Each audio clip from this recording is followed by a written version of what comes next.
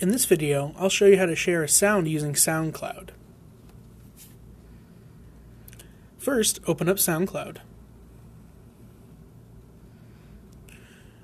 Under your account, you should find all of the sounds that you've created, and click on the one you want to play. Hit the triple dots right here at the bottom, and say Share.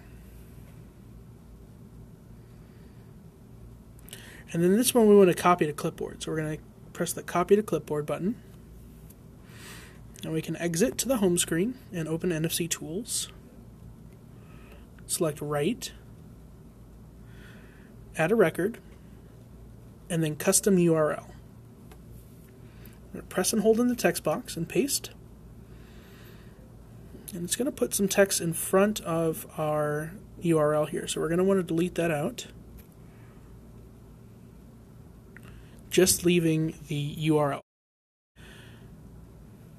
Select OK. Select Write.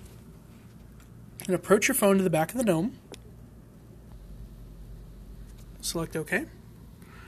And exit to the home screen and test scan your Gnome to make sure it wrote correctly.